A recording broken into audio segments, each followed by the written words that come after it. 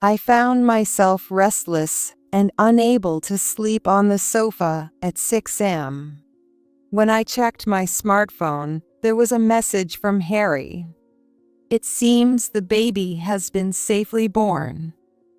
John, wake up. Catherine has given birth safely. We're heading to the hospital. I woke my husband sleeping next to me, and we quickly started getting ready. Catherine, Harry. When we arrived at the hospital room, besides the two of them, there was another new little life that I had to call by name. What's its name? Have you decided? No, we hadn't even asked the gender, so we decided to choose a name after the baby's birth. By the way, it's a girl. That's wonderful. I hope you can find a lovely name for her. Our granddaughter was asleep in Catherine's arms on the bed. Seeing her, I was reminded of Catherine as a baby. Mom, do you want to hold her? Can I? Then let me hold her. Her sleeping face, her weight, her smell, everything was just like Catherine's. Her adorable, innocent appearance naturally made us smile. Look, it's Grandma Mary and Grandpa John. Just as I was about to pass the little one to my husband, it happened. His face was drenched in sweat, and his body shook violently. What's wrong? Don't bring that child close to me. What was happening? Thinking I might have misheard, I looked at their faces, and both of them had their eyes wide open. It was clear that this was not a misunderstanding. What are you saying, Dad? Are you feeling all right? No, it's different. I feel an intense heat from that child. I don't want to remember, but it's like the terrible heat from that fire. John, is there anything I can do to help? My husband John is blind. 3 years ago, there was a major fire at the chemical plant where he worked, and unfortunately, he suffered burns to his eyes. Fortunately, he survived, but since then, he has lost his sight. Mary, I'm okay for now. But his spirit remained untouched by these trials, still bright and kind. The amount of pain, conflict, and effort that went into it is unimaginable. One can imagine, but to say they truly understand would be a lie. Call me anytime if you need anything. I'm used to it by now. You can relax a bit.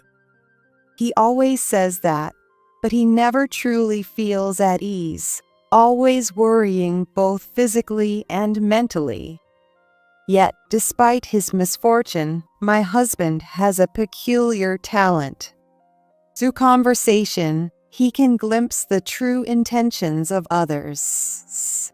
He says, it's just a sense, not a superpower, but to an outsider, it might well seem like a remarkable ability. It's well known that blindness can heighten other senses, and there are theories to support this. In John's case, his already keen sense of other people's emotions seemed to have sharpened even more after losing his sight. That's why both I and our daughter Catherine often find ourselves asking for his judgment, a bad habit, because we rely on him so much. He is indeed a dependable figure. Most recently, when Catherine brought her boyfriend over, his sixth sense proved to be a valuable validation. About a week ago. Let me introduce him. This is Harry. Nice to meet you. I'm Harry Wilson. I'm seeing your wonderful daughter, Catherine. Harry was well-mannered and neatly dressed, a real gentleman. And whether he was fearless or just managed to hide his nerves, he actively engaged in conversation. In this case, it was Catherine who was more nervous. It was understandably so, as her father possesses the ability to read between the lines of what others say. If something caught his attention, it would inevitably come up later. He was aware that my husband is blind, but naturally, he didn't know about his special ability to read between the lines. Despite that, even without relying on my husband, there were no obvious oddities or visibly suspicious aspects to be seen. On the contrary, I felt that he spoke in a way that considered my husband, and personally, I had a very good impression of him. The two of them originally met as colleagues at work and became close through their interactions both at work and in private. My husband listened intently to their conversation. As the sun set and it became dark, my husband shared his thoughts about Harry. Regardless of his looks, he seems like a good person. Hearing this, Catherine and I let out a big sigh of relief. Of course, it was a sigh of relief. On a whim, I tried to explain to my husband what Harry looked like by comparing him to a celebrity he resembled. Oh, come on, that personality with that look. He's so perfect he might attract the wrong crowd, he said with a wry smile. Since then, Harry has often come to our house with Catherine. Even now, he is considerate of my husband's blindness and truly sincere. I felt deep relief and joy without any shred of worry that Catherine would marry someone like him. Then, a simple question crossed my mind. Can I ask you something? Yes, what is it?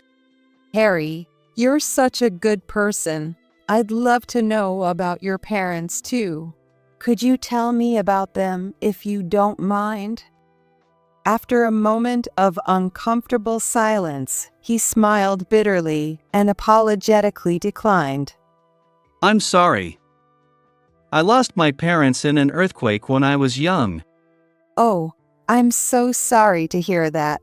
I shouldn't have asked such a thing. Yet his demeanor remained unchanged. No, it's okay. It can't be helped. But, may I talk a little about it? His humility and consideration for others impressed me.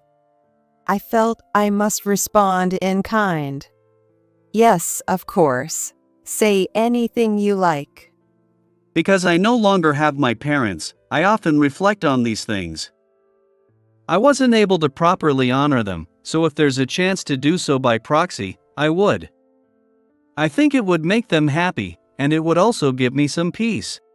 To me, this confession sounded like a cry from the heart. It was a torrent of emotions that could hardly be fathomed. So, it might sound strange, but I see some of my parents in you. I want to make sure I have no regrets this time around.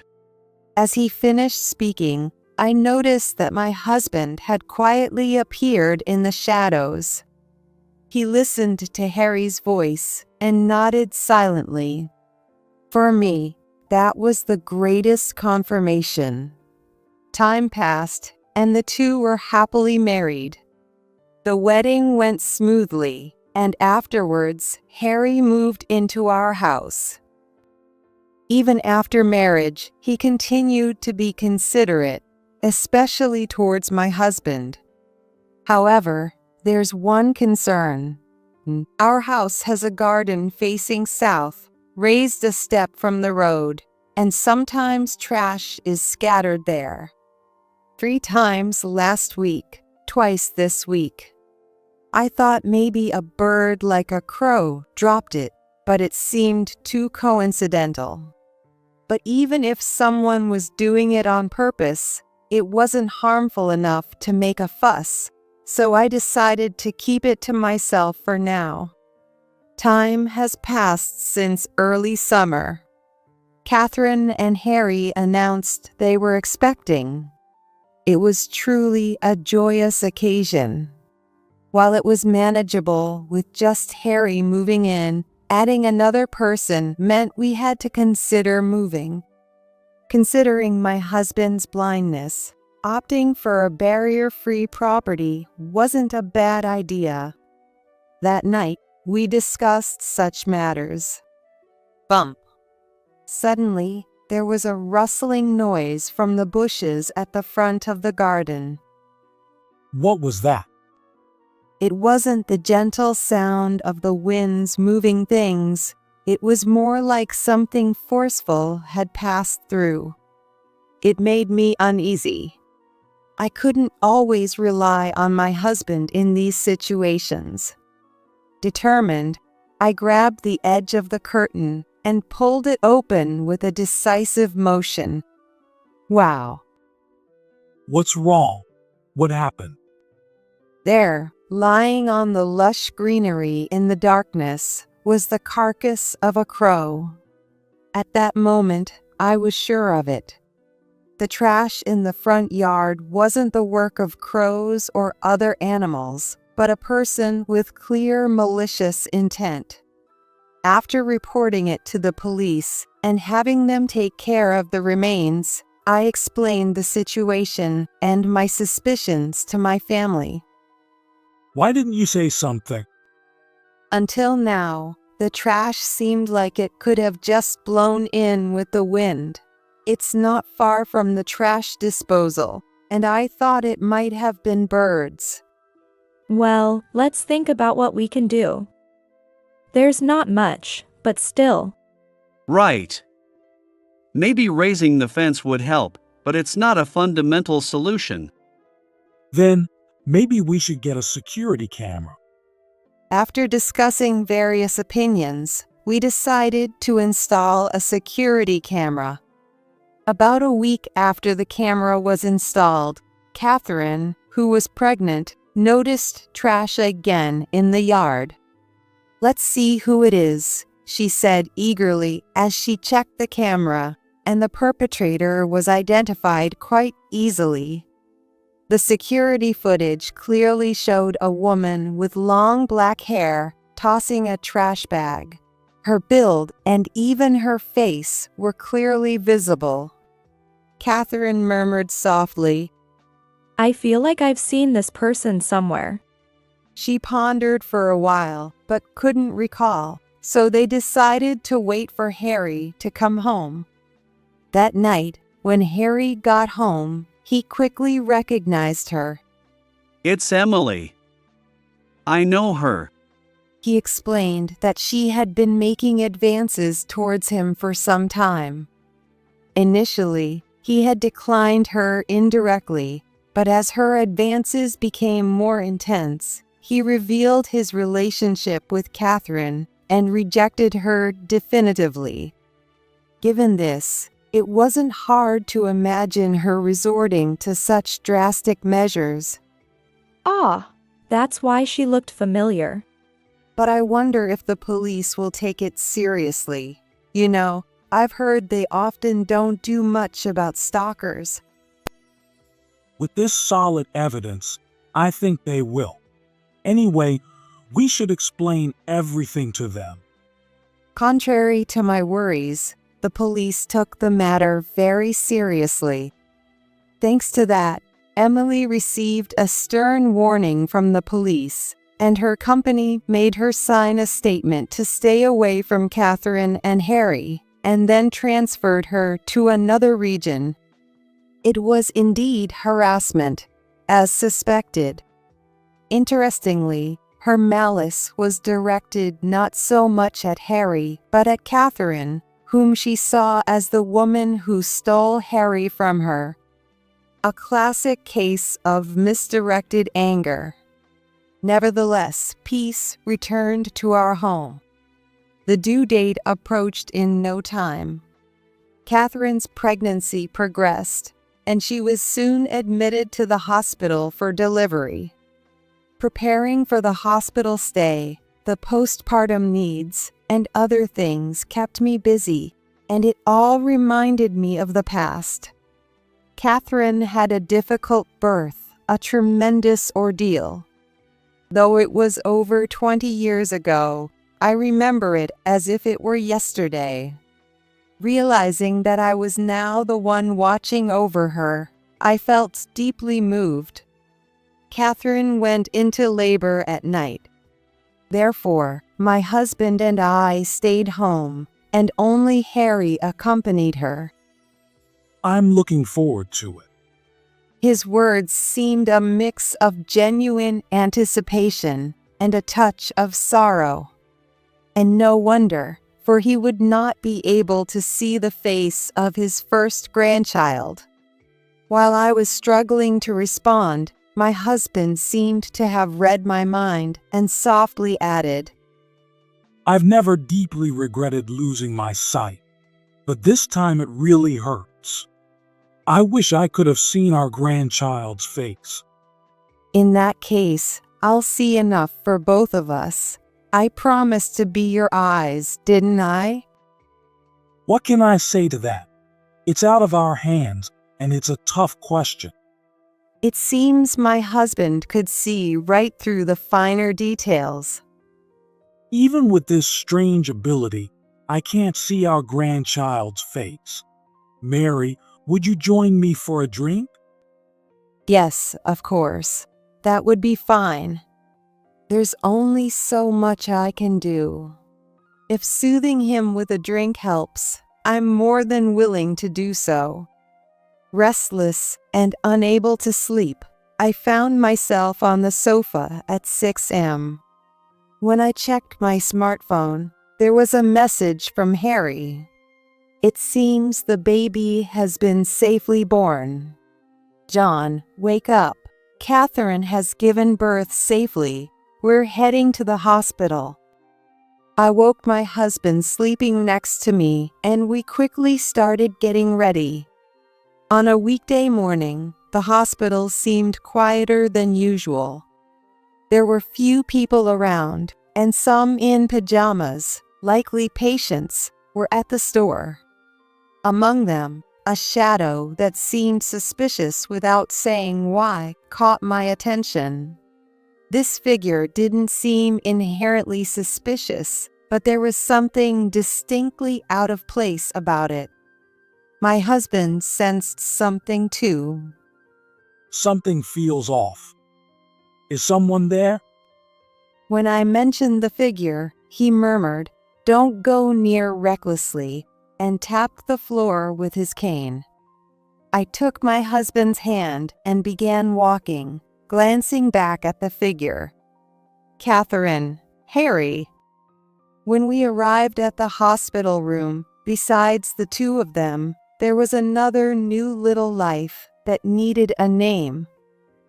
Good morning, you two. How are you feeling? Good morning. We're fine. The baby is healthy too. That's great. As he said this, my husband grimaced, so I quickly had him sit down. Asking if he felt unwell, he seemed fine, so we decided to share our joy instead. What's the name? Have you decided? No, we hadn't even asked the gender, so we decided to choose a name after the baby's birth. By the way, it's a girl. That's wonderful. I hope you can find a lovely name for her.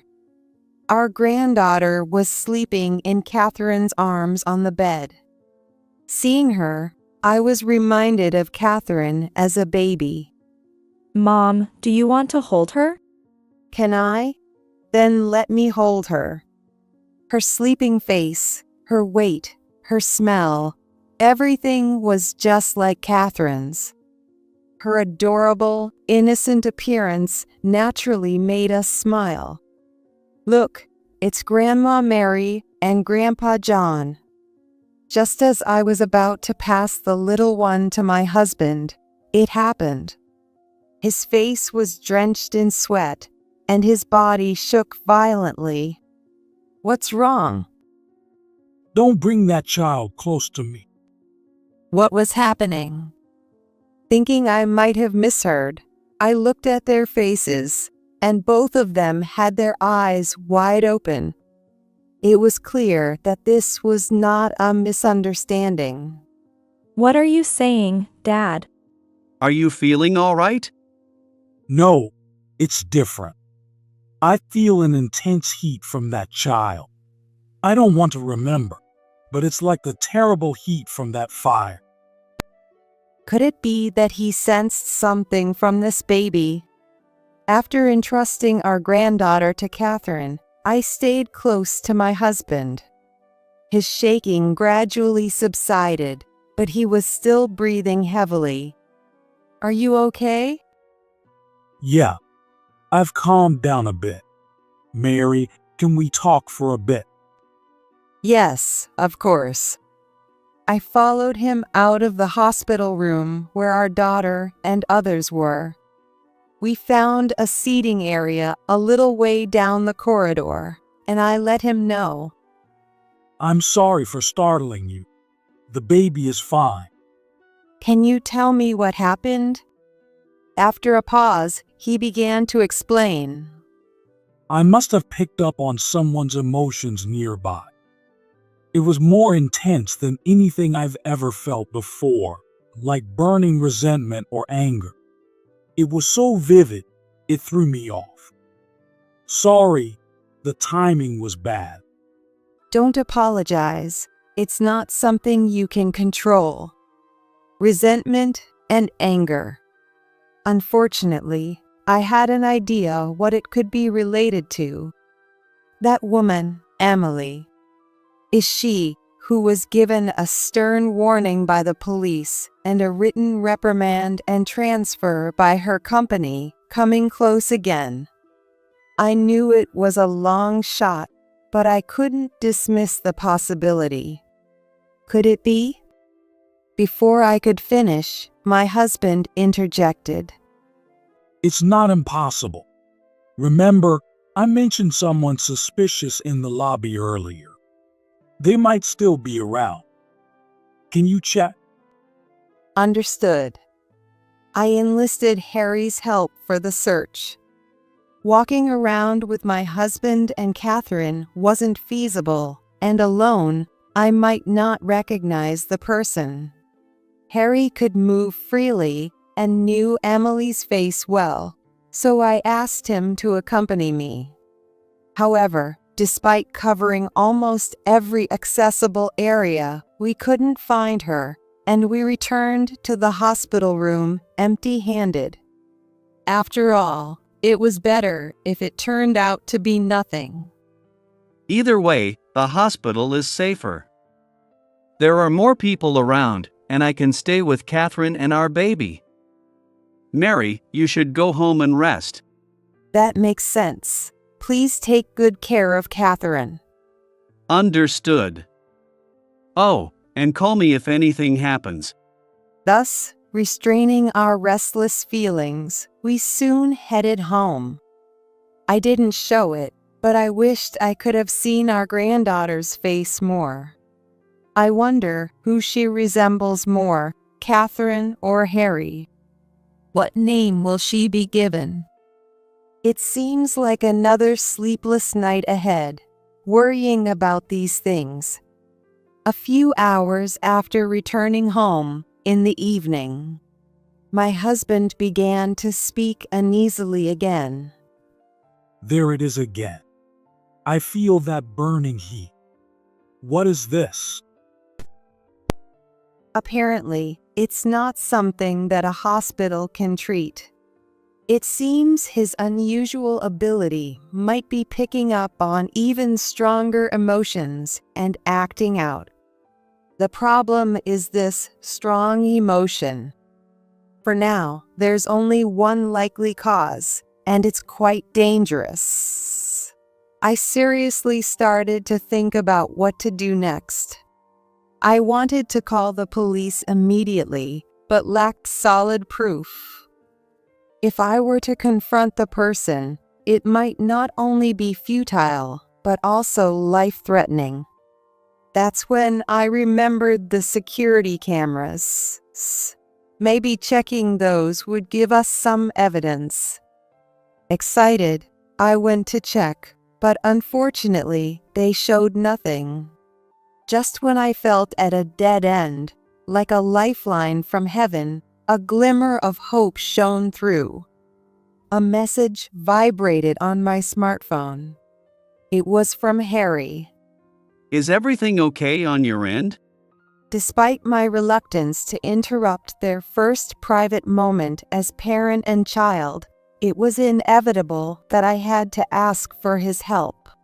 When I told Harry everything as it was, he quickly responded. Understood. I'm on my way now. I was overwhelmed with a feeling of lack of help. It was frustrating to be able to do nothing but wait during such a time. Even though I fully understood that it wasn't my fault, I couldn't help but feel this way. About 30 minutes later, Harry came back. My husband mentioned, "The heat I feel is getting stronger." If taken literally, it seemed like evil was closing in. We immediately went around the house to search, and I took a broom for self-defense. The sun had fully set, and while it wasn't pitch black, it was quite dim. This only served to drive our fear even further. There was a sudden noise. Neither Harry nor I missed the unusual noise. It came from the back of the house and was clearly accompanied by the presence of someone. Mary, I'll go check the back. Just in case, please call the police. I did as he suggested, returning inside to call the police. Subject secured. Repeat, the subject is secured. Incredibly, there really was someone lurking there. At a glance, the profile was unmistakably that woman, Emily. Without causing a scene, she was led into a police car by several officers. According to the police, she was found holding arson materials and a lighter. The worst possible outcome that suggested was clear. Once I knew we were safe, I suddenly felt so relieved that my legs gave out. Are you okay? Yes, I'm fine. My legs just went weak with relief. Harry's brave actions were commendable, but without my husband's unusual ability, who knows what could have happened. My husband, meanwhile, had calmed down completely and returned to his usual cheerful self. There's a lot to process, but I guess it all turned out all right. Maybe I'm more incredible than I thought. More than you think, it's practically supernatural. Yeah. If I were younger, maybe I could have used it to help people more. I later learned that Emily had indeed tried to infiltrate the hospital where Catherine was staying, looking for a chance to cause harm. Worse still, this time her target was not Harry or Catherine, but our newborn granddaughter.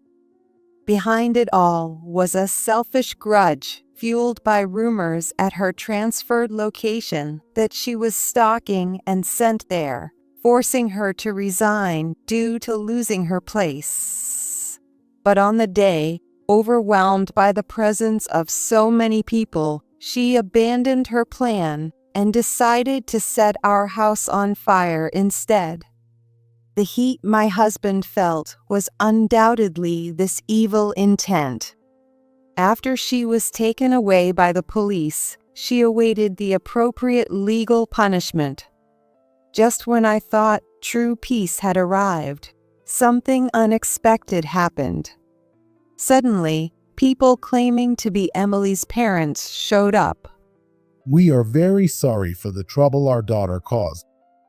When she is released, we'll take her back home and keep a close watch on her.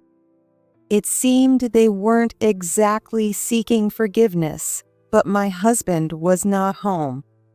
He had gone that morning with Harry to pick up Catherine from the hospital. While their sincerity was apparent, I couldn't quite grasp the true intent behind their words. Naturally, I didn't invite them in, but managed the situation at the door and then saw them off. Afterward, a chilling question sprouted in my mind. Why did they know where our house was? Realizing this, I decided it was essential to expedite our previously considered plans to move. After Catherine safely returned home and our family grew by one, I didn't hold back in explaining everything that had happened. With things like this happening, we really need to move quickly. My husband took the lead, and together with Harry and me, we set out to sense the energy of various places. Fortunately, we all agreed on a nice plot of land and house that felt right, so we decided to live there as a family of 5.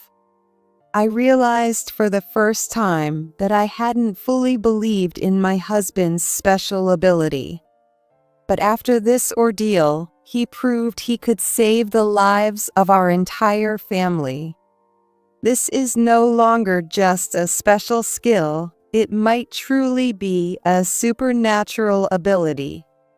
The new house is a comfortable, barrier-free property. It's not only kind to my husband, but also to our new family member, Sophia. This should give some peace of mind to me, Catherine, and Harry as well. Now, nothing threatens us. I'm genuinely looking forward to starting anew in this place. But still. Hey Harry, can I ask you something? Yes? What is it? Do you need help with something? No, it's not that. I was just wondering, are you happy living with us? I mean, you should be enjoying your newlywed life with Catherine, and now with a daughter too. Is that what you're worried about? I've told you before, I wanted to show my gratitude. I've always longed for a family, so this is perfect, actually more than perfect for me. I was speechless, and he continued. Also, I'm deeply grateful to both of you. Grateful? Yes. If it weren't for John, who knows where we would be now? And Mary, because you believed in him, everything ended without incident. If either of you had been missing, we wouldn't know how this might have ended. So, this is my chance to return the favor and show my deep gratitude to both of you. Thank you. This time, even without John's powers, it was clear. He isn't lying. I thought that to myself.